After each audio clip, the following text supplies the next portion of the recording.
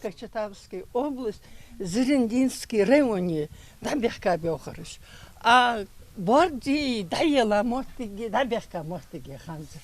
Мадинат Катиева до сих пор надеется найти точное место, где похоронены ее близкие. Во время высылки в Казахстан ей было всего 4 года, и на чужбине она потеряла маму, младшего брата, бабушку и одну из сестер. Остались только 2 сестры, которые сумели выстоять все тяготы и вернуться на родину. Сегодня Мадинат 84. Бабушка живет в мире, но то тяжелое время забыть просто не может. Недостача халар, 20 халар. Все равно выстоять, да, двоекому. Ахет мне волши дал, катама корчилдыс. Я ёлыш, денул долыш, шисына, му наха доглозыш, ехе бывек кегина. Жике дамы бабвейна, какамын калмады султвей, кахалык мадолдвей. Ежегодно проводятся масштабные благотворительные акции, посвященные Дню депортации ингушей в Сибирь и Среднюю Азию. Всем малоимущим и тем, кому пришлось пережить несправедливость 44-го, раздают продуктовые наборы. Пакеты с мясом, муку, сахар и минеральную воду привезли и жителям сел пригородного района.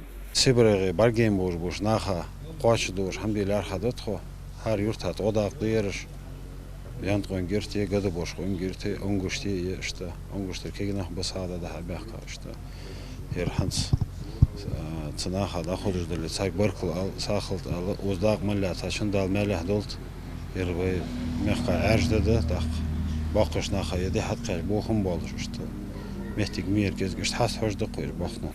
Мясо жертвенного животного и другие продукты питания раздают малоимущим по поручению главы республики Махмуда Али Калиматова. Благотворительная акция проходит при поддержке сенатора и члена партии «Единая Россия» Ахмеда Баланкоева. Главная цель инициаторов мероприятия – это почтить память тех, кому довелось испытать на себе все тяготы ссылки. Сегодня все есть. Сегодня республика есть.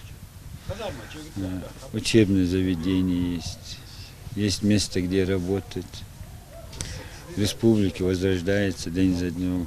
Я очень попросил бы нашей молодежи, чтобы это берегли и помнили эти дни, и никогда в жизни не забывали.